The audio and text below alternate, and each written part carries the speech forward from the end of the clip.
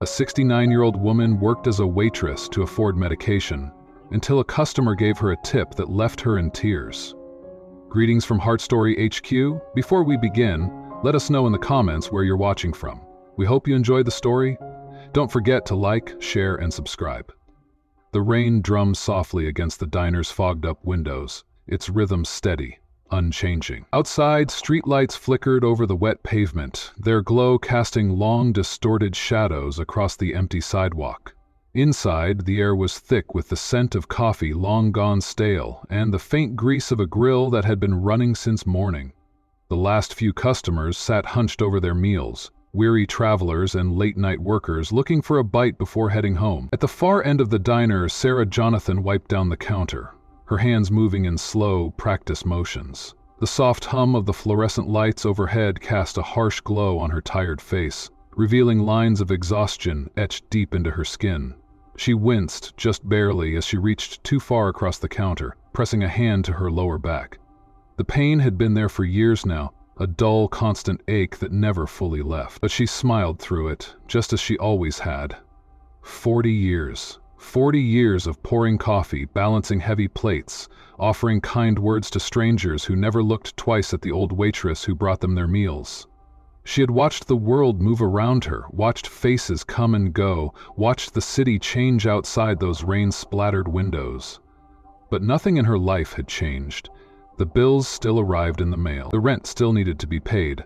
The little orange bottles of pills still lined her bathroom cabinet, each one a reminder of the body that was slowly failing her. Sarah glanced at the tip jar by the register, barely a few crumpled bills and a handful of coins.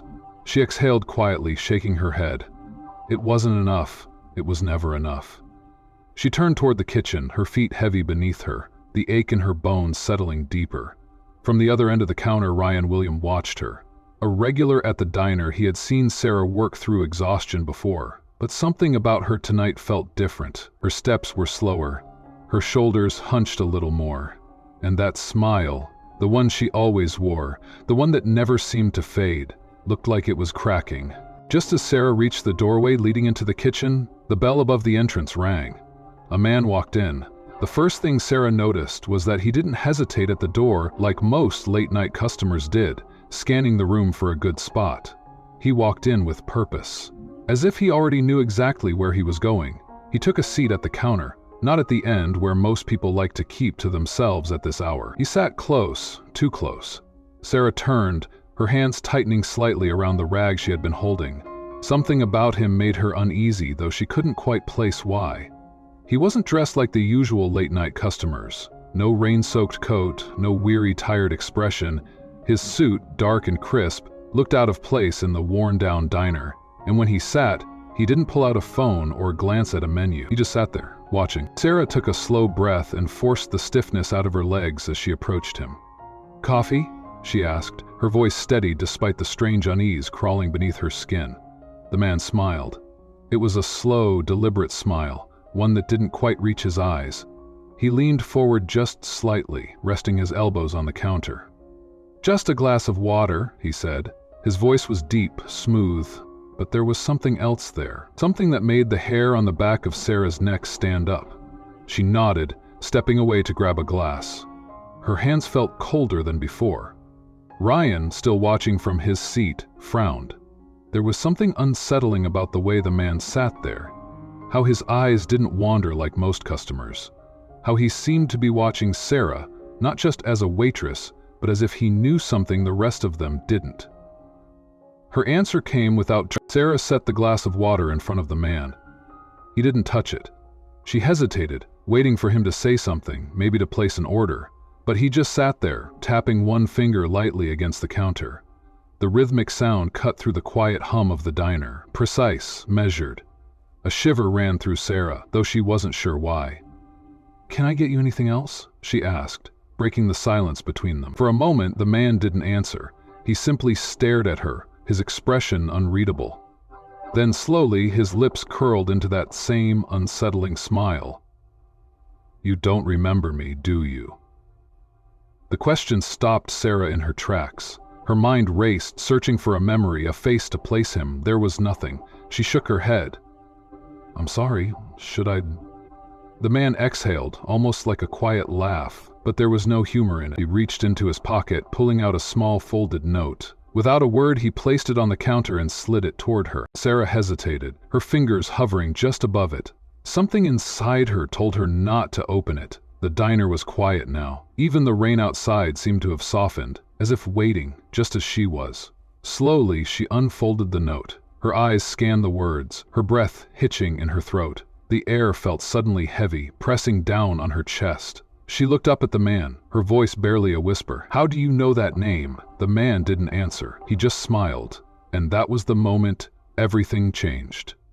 "Hi everyone, and thank you so much for tuning in. I'm hoping you can help us out with something. We're trying to hit 1,000 subscribers by the end of February, and subscribing to the channel is the best way to help us get there. We really appreciate your support." The diner's walls carried the echoes of decades past, memories of laughter, conversations, clinking glasses, and the steady rhythm of life moving forward. But for Sarah Jonathan, time had stood still. She had spent nearly 40 years under the same flickering fluorescent lights, her hands gripping the same coffee pot, her feet aching over the same black and white checkered floor. She had been 30 years old when she first stepped behind the counter, back when the diner still smelled of fresh paint and opportunity, back when she was young, hopeful, and still had a home to return to filled with love. But life had a cruel way of changing things. Sarah had been happily married once, the kind of love people wrote books about, the kind that felt safe, unwavering, and built to last. She and her husband, George Jonathan, had met in their early 20s. He was a mechanic with strong hands and a gentle heart, always coming home with oil stains on his shirts, but a soft kiss for her forehead. They weren't wealthy, but they had enough. Enough to pay the bills, enough to dream of growing old together, enough to believe that life would be kind to them. But 10 years ago, George was taken from her. A heart attack, sudden and merciless, left Sarah waking up to an empty bed and a silence that had never felt so loud. She remembered the first morning without him, sitting at the kitchen table, staring at the chair where he used to read his newspaper. She had reached across the table, half expecting his warm hand to cover hers, but there was only cold, empty space. She had thought the grief would kill her. But grief doesn't kill, it lingers, it settles in your bones, in the quiet moments when you least expect it. It turns a house into just walls and furniture, turns familiar places into painful reminders of what was lost. Sarah Jonathan never imagined that life would look like this at 69. She never thought she'd still be working double shifts at a diner, never thought she'd have to count pennies just to survive, never thought she'd be alone. She had no savings, no retirement fund, no family to fall back on. She had always believed she and George would be together until the very end, sitting side by side on a weathered porch, watching the sun dip behind the trees and the quiet countryside they had dreamed of. That had been their plan, their someday. George had wanted a small garage where he could tinker with cars, his hands forever covered in grease, his mind forever occupied with figuring out how things worked. And Sarah? She had wanted nothing more than a quiet life, where she could sit in a rocking chair with a book in her lap and a warm cup of coffee nearby. The sound of birds chirping in the distance, the steady hum of her husband working just a few feet away. They had spent years saving, hoping, dreaming, talking about all the things they would do when they were older, when the hard years were behind them. But life had other plans. George was taken from her far too soon. A sudden heart attack had left her staring at an empty bed, at an empty chair at the dinner table, at a life that no longer felt like her own. At first, she thought the grief would kill her, that waking up every morning without him would eventually just shut her down completely, make her disappear into the loneliness of it all. But grief doesn't work that way. It doesn't take you out quickly, it lingers.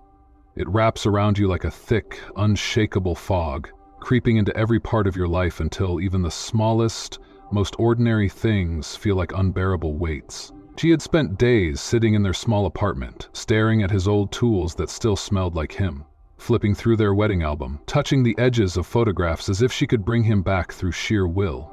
But no matter how much she wished for it, the silence of her home never changed, and when the bills started piling up, reality hit her hard. George had been the main provider. He had handled most of their finances. She had assumed they had enough to retire together, but once she was left alone, she quickly realized that his pension died with him, that their savings weren't enough. that life was cruel to widows with no safety net.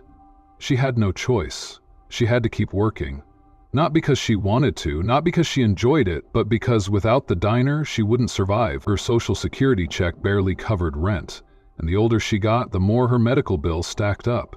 Every time she stepped into the pharmacy, her stomach twisted into knots. She would stand in line, clutching her purse, praying that her prescription wouldn't cost more than what she had left that month. And when the pharmacist called her name and told her the price, it was always the same: too much. So she started cutting her pills in half.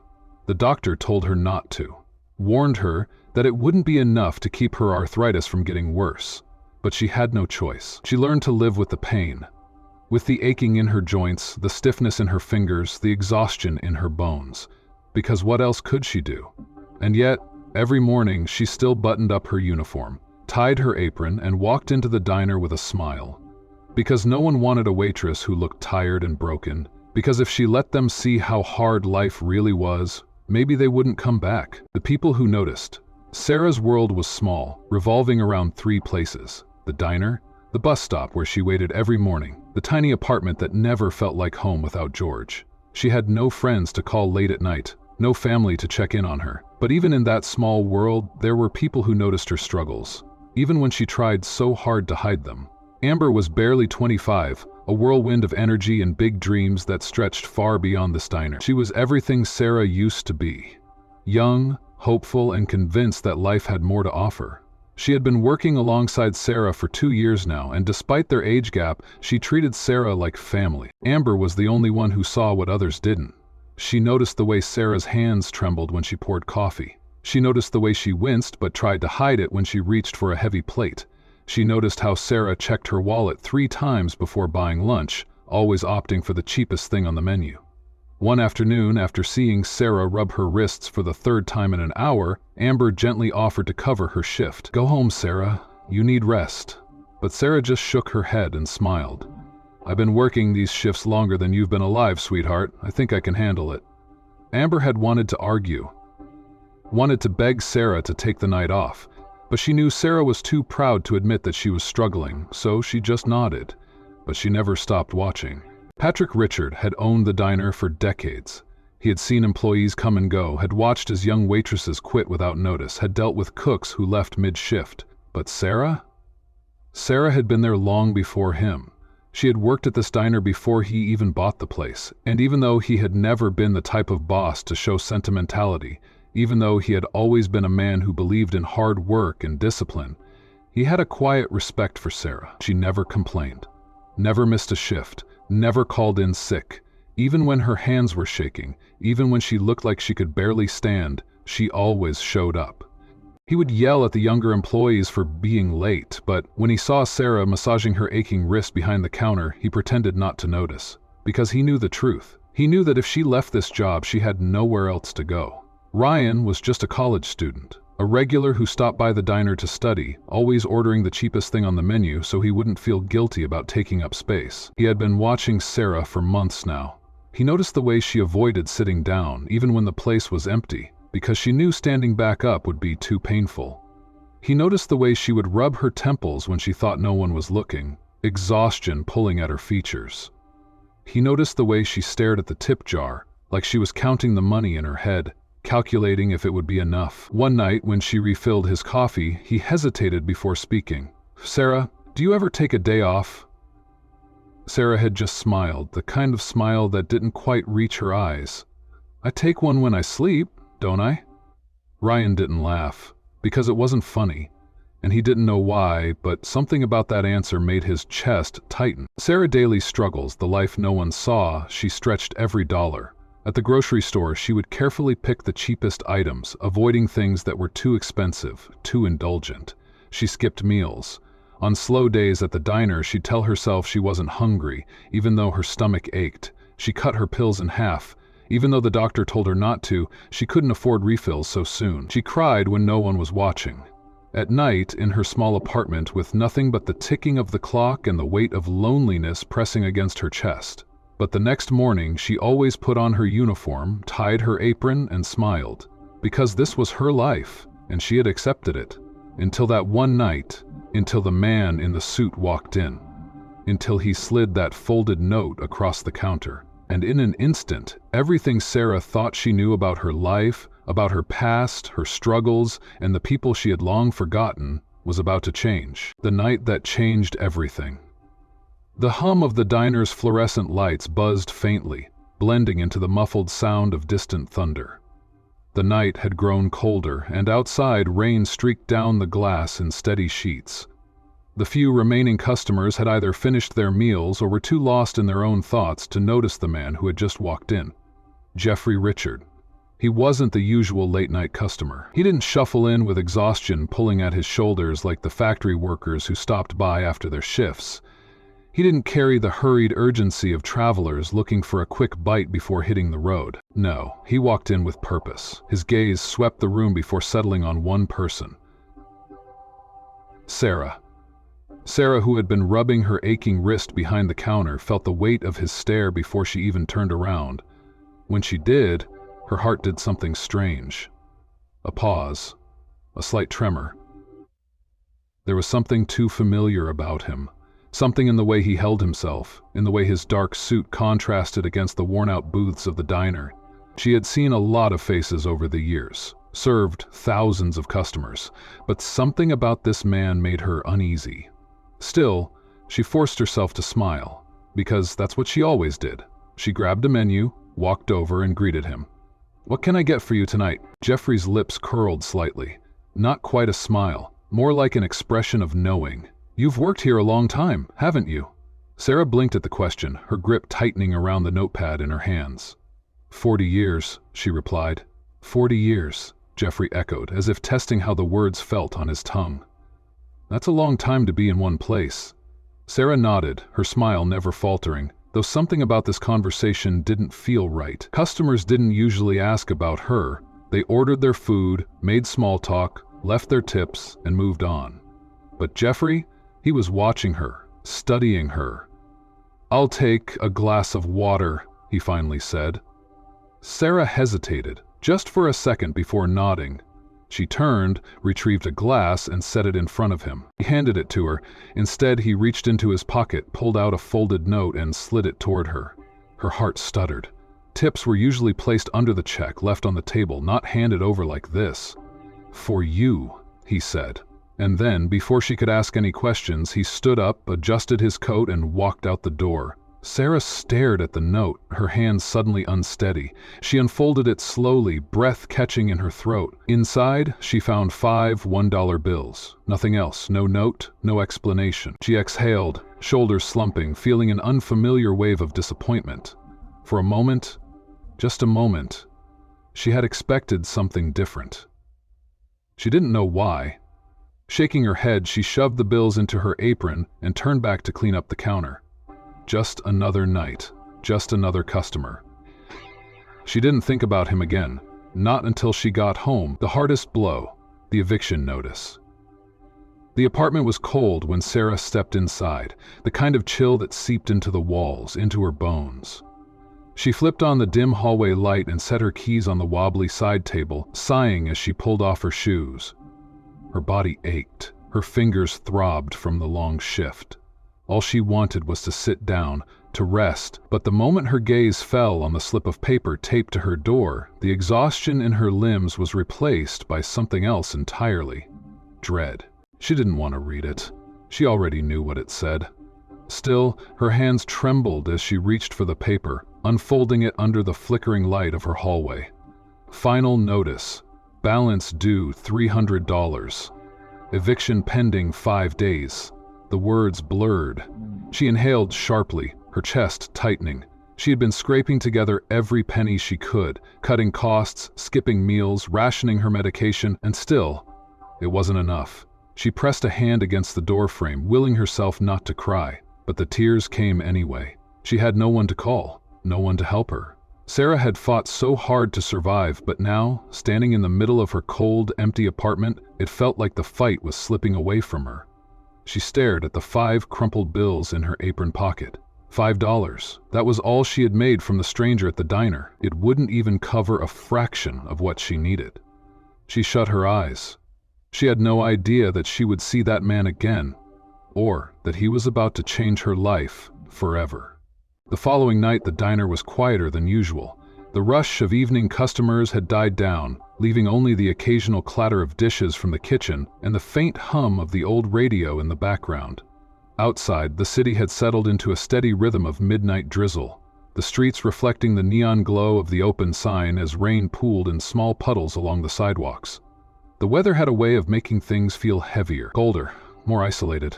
Sarah felt it too. She was tired, more tired than she had ever been. She hadn't slept, hadn't eaten. The weight of the eviction notice still pressed against her like an anchor around her chest.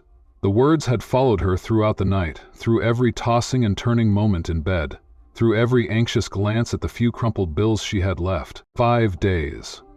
That's all she had before she lost the only home she had. The thought made her stomach churn, but there was no time to dwell on it. There was never time. Her hands moved on autopilot, wiping down tables, refilling salt shakers, stacking menus in a neat pile by the register. Each motion was methodical, mechanical, something she could do without thinking, something to keep her from feeling the exhaustion weighing down on her bones. Then, the bell above the door rang. Sarah turned, barely expecting anything out of the ordinary, but the moment her gaze landed on the man who stepped inside, a slow, uneasy chill crawled down her spine. Jeffrey Richard. Again. The same man who had left her that folded note the night before. The same man who had watched her just a little too closely, had spoken to her in a way that felt too deliberate. Sarah tightened her grip on the rag in her hands, her breath slowing, but something was different this time. His smile. It wasn't the polite, almost distant smirk from the night before. This smile was knowing. A slight lift of his lips, as if he had been expecting this, as if he had been waiting for her reaction. Sarah swallowed hard, forcing herself to walk forward, to push through the strange discomfort curling in her stomach. "Back again?" she asked, keeping her voice light, professional. Jeffrey simply nodded, his expression unreadable. There was a pause, a heavy one, the kind of silence that makes a person feel like they're standing at the edge of something, not yet knowing whether they'll step forward or fall. And then, finally, he spoke. "I'll have a meal tonight." Sarah blinked. The first full meal he had ordered. A strange tension gripped her chest. Why now? Why tonight? She wrote it down, nodding slightly, though the unease inside her had only grown. Something about this felt intentional, and then, just like before, he slid something across the counter. Another folded note. Sarah's breath hitched. Her fingers hovered over it, hesitant. Her pulse quickened. The memory of last night, of unfolding that first note only to find a disappointing $5, flashed in her mind. Was this another test? Another cruel trick? Finally, she reached for it, slowly. Her hands felt colder as she unfolded the small piece of paper, the edges slightly creased from where his fingers had pressed against it. And then, her breath caught. Inside was not $5. Inside was a stack of crisp bills. $1,000. Sarah's vision blurred. Her knees felt weak. She blinked twice, certain that her eyes were playing tricks on her, certain that she had miscounted. But no, there it was, a full $1,000 sitting in her palm. Her hands shook. Her first instinct? This was a mistake, a cruel joke. Her second instinct? Run, chase after him, demand answers. Wait, but when she looked up, Jeffrey was already gone. Gone before she could process what had just happened. Gone before she could ask who he was. Gone before she could demand to know why. Sarah stood frozen, gripping the money like it might disappear if she let go. This didn't happen. People didn't just give away money like this. Not to people like her. Not to people who had spent their lives struggling, scraping by, stretching every dollar to survive. And yet, here it was. $1,000, just left there, without explanation. Sarah's heart pounded against her ribs as she stumbled back a step, her legs threatening to give out beneath her. She needed air, she needed to think. That night, when she finally returned to her small, empty apartment, she sat at her kitchen table, the money spread out in front of her, her heart still racing. She had spent years struggling, trying to stretch every dollar, rationing food, choosing between rent and medication, and now, suddenly, someone was giving her $1,000, for no reason at all. She had spent a lifetime knowing that the world didn't work that way. So why? Why her? Her fingers curled around the bills, her mind racing with questions. Who was he? What did he want? And why did it feel like this was only the beginning? The truth about the customer. The air inside the diner felt heavier that night. Sarah had spent the entire shift in a daze, her thoughts tangled in a whirlwind of questions she couldn't answer. She had tucked the $1,000 deep inside her purse, checking it every few minutes, as if it might vanish, as if it had been some kind of hallucination. And then, the bell above the door rang. Sarah looked up. Her heart stuttered. Jeffrey Richard. For the third night in a row he had come back, but this time something was different. There was no slow smirk on his lips, no air of mystery in the way he sat down. Tonight, there was only quiet certainty. Sarah swallowed, gripping her apron as she walked toward him. She could feel Amber watching, could feel the questioning glances from the other customers, the weight of something unspoken hanging in the air. "You again?" she said, her voice steady but her pulse racing. Jeffrey didn't say anything at first. He simply looked at her for a long moment as if he were trying to memorize her face. Then, finally, he spoke. "Sarah, you don't remember me, do you?" The question hit her like a bolt of lightning. Her breath caught in her throat, her fingers curled into the fabric of her apron. She knew that voice, or at least she had heard it before, but where? Her mind reeled, flipping through old memories, grasping for something familiar, something to anchor this strange, impossible moment. "What?" she asked, barely above a whisper. Jeffrey exhaled slowly, his fingers tapping lightly against the table. "It was a long time ago," he said, his voice softer now, more personal. "Years ago I was just a kid with nowhere to go, no home, no family. I was living on the streets, stealing food just to survive." Sarah's stomach clenched, her throat tightened. Something inside her stirred, like a memory long buried beneath years of exhaustion. "One night," Jeffrey continued, "I walked into this very diner. I was cold, starving, I had nothing, and you—" His eyes locked onto hers. "You gave me food." The world around Sarah blurred. The buzzing of the lights, the clinking of dishes, the faint murmur of customers, all of it disappeared. Her hands trembled. She remembered. It had been so many years ago. So long that the memory had become just another face, another moment in the thousands of shifts she had worked. She had been younger then, her hair only just starting to gray. A cold winter night. Snow piling against the windows. A boy, no older than 17, had come in, his clothes thin and damp, his face hollow with hunger. She had known the look in his eyes. Desperation. The kind that settles deep inside a person, the kind that steals away hope. He had sat at a booth near the door, hunched over, trying to look invisible. Sarah had watched him for a while, had seen the way he stared at the plates of food on the other tables, his fingers twitching like he was debating whether to steal or starve. And she had made a decision. She had brought him a full meal. Hot soup, a fresh sandwich, a glass of water. She had set it down in front of him, pretending not to notice the way his hands shook as he reached for the spoon. When he had tried to pay, fumbling with a few damp, crumpled bills, she had simply placed a hand over his and whispered, "It's on the house, sweetheart." And then, just like that, he had vanished into the night. She had never seen him again. Until now. Until this moment. Her legs nearly gave out beneath her. Her voice broke, her vision blurring with hot, overwhelming tears. She looked at him, really looked at him. The hollow-cheeked boy was gone. In his place sat a man who had survived. "It was you." Jeffrey nodded once, slowly. "It was me." And then he reached into his pocket and set a check on the counter. $50,000. Sarah's breath stopped. Her hand flew to her mouth, her chest tightening so much she thought she might collapse. "I came back to find you," Jeffrey said, his voice thick with emotion, "because you were the first person who showed me kindness, the first person who saw me when I thought I was invisible. I wouldn't be here today if it weren't for you." Sarah's tears spilled over. Her hands shook as she pressed them against her heart, her entire body trembling with something she couldn't even describe. Gratitude, shock, a kind of unimaginable, aching relief. This is too much," she whispered. Jeffrey shook his head. "No, it's not enough. Not for what you did for me." Sarah let out a shaky, breathless laugh, fresh tears rolling down her cheeks. and for the first time in years, she felt something deep in her chest that had almost been lost to time. For a moment, the entire world seemed to stand still. The usual clatter of plates, the hum of conversation, the distant sound of the kitchen radio, all of it disappeared into the heavy silence that had fallen over the small diner. Every eye in the room was on Sarah Jonathan, the woman who had spent 4 decades of her life serving others.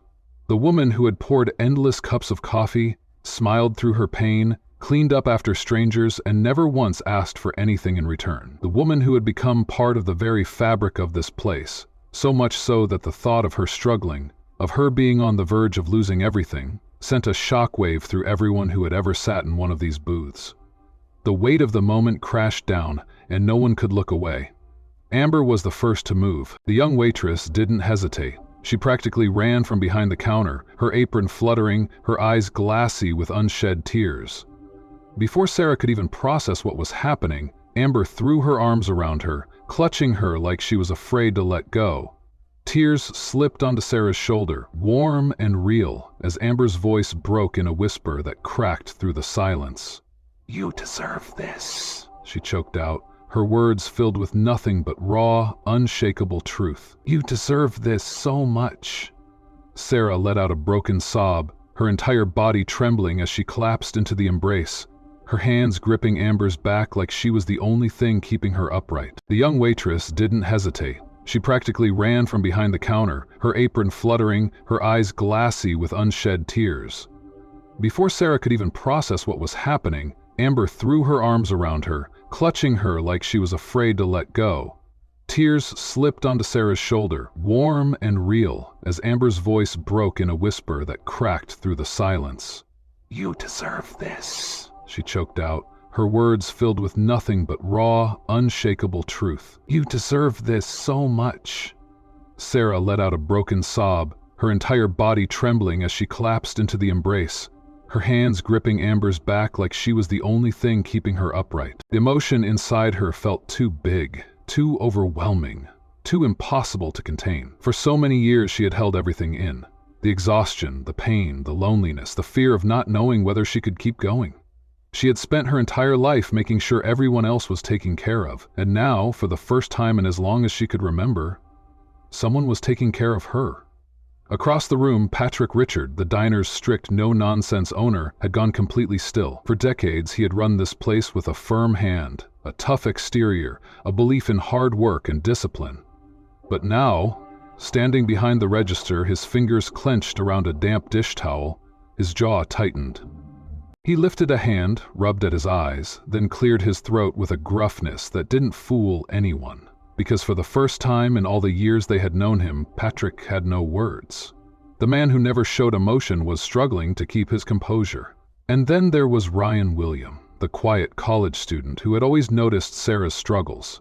Ryan had spent months watching from a distance, noticing the way she rubbed her aching wrists, the way she hesitated before buying herself lunch, the way she smiled even when she was clearly exhausted. He had wanted to help. He had never known how. And now, as he sat at his usual booth, gripping his phone with trembling fingers, he knew this moment needed to be shared, because the world needed to see this. The world needed to see that kindness never goes unnoticed, that even the smallest act of compassion, like giving a hungry boy a warm meal all those years ago, could come back in ways no one could ever expect. That life had a way of bringing things full circle. As Ryan hit record, his vision blurred with tears, because he knew what this meant. This was more than just a generous act. This was a lifetime of sacrifice being repaid in a single breathtaking moment. Across the diner, customers were wiping their eyes. Some had their hands over their mouths. Some whispered among themselves, shaking their heads in awe. A few even reached into their own wallets, quietly leaving money on the counter, as if they too wanted to be part of this miracle. And at the center of it all, Sarah Jonathan. The woman who had given everything she had, the woman who had poured her heart into the people around her, even when she had nothing left to give. The woman who had spent a lifetime serving others. And now, for the first time in her life, someone had served her. The morning felt different. For the first time in 40 years, Sarah Jonathan did not wake up to the buzzing of an alarm clock.